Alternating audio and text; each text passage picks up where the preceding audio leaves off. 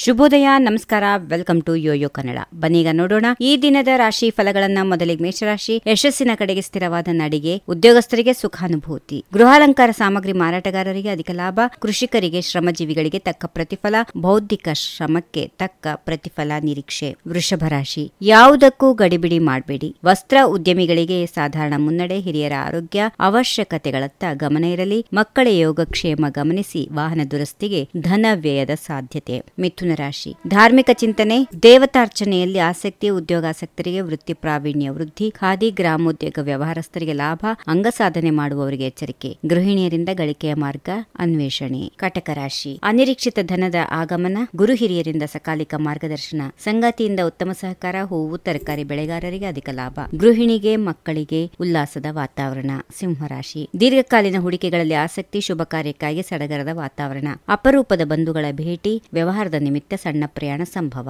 ಕೃಷಿ ಕ್ಷೇತ್ರದ ಪ್ರವೇಶ ಕುರಿತು ಸಮಾಲೋಚನೆ. ಕನ್ಯಾ ರಾಶಿ. ದೈವಾನುಗ್ರಹಕ್ಕಾಗಿ ವಿಶೇಷ ಪ್ರಯತ್ನ ಇರುತ್ತದೆ, ಇಷ್ಟ ಮಿತ್ರರೊಡನೆ ಭೇಟಿ, ಉದ್ಯೋಗ ರಂಗದಲ್ಲಿ ಕಾರ್ಯ ನಿರ್ವಿಘ್ನ, ಆಪ್ತ ಸಹ ಉದ್ಯೋಗಿಗಳೊಂದಿಗೆ ಸಹಕಾರ, ನಿರ್ಮಾಣ ಸಾಮಗ್ರಿ ವಿತರಕರಿಗೆ ಅನುಕೂಲ. ತುಲಾ ರಾಶಿ. ಮನಸ್ಸಿನ ಸಮತೋಲನ ಕಾಪಾಡಿಕೊಳ್ಳಿ, ಹತ್ತಿರದ ದೇವತಾ ಸನ್ನಿಧಿ ಸಂದರ್ಶನ, ಉದ್ಯೋಗದಲ್ಲಿ ಅಭಿವೃದ್ಧಿ, ವ್ಯವಹಾರ ಕ್ಷೇತ್ರದಲ್ಲಿ ತೃಪ್ತಿಕರ ಮುನ್ನಡೆ, ಹಿತಶತ್ರುಗಳ ಕುರಿತು ಎಚ್ಚರಿಕೆ ವಹಿಸಿ. ವೃಶ್ಚಿಕ ರಾಶಿ. ಎಚ್ಚರಿಕೆಯಿಂದ ಮುನ್ನಡೆಯಿರಿ, ವ್ಯವಹಾರ ವಿಸ್ತರಣೆಯಲ್ಲಿ ಎಚ್ಚರದಿಂದ ಸಾಗಿ, ಉದ್ಯೋಗ ಕ್ಷೇತ್ರದ ಕಿರಿಕಿರಿ ಪ್ರತಿಫಲ ಪ್ರಾಪ್ತಿಗೆ ಅಡ್ಡಿಯಾಗದು, ಹಿರಿಯರ ಗೃಹಿಣಿಯರ ಮಕ್ಕಳ ಆರೋಗ್ಯ ಉತ್ತಮ, ವ್ಯವಹಾರ ಸಂಬಂಧ ಸಣ್ಣ ಪ್ರಯಾಣ.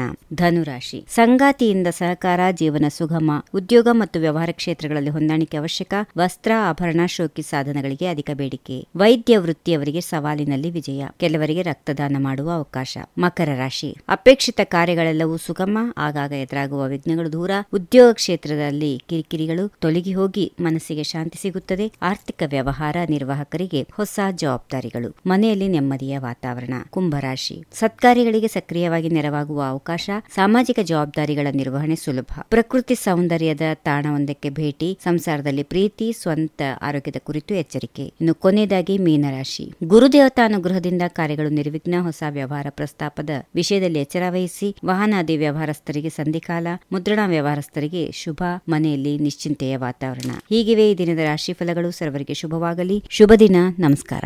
If you like this video, ಬೇಗ ಲೈಕ್ ಮಾಡಿ, ಕಾಮೆಂಟ್ ಮಾಡಿ, ಶೇರ್ ಮಾಡಿ ಹಾಗೂ ಯೋಯೋ ಟಿವಿ ಕನ್ನಡವನ್ನು ಸಬ್ಸ್ಕ್ರೈಬ್ ಮಾಡಿ.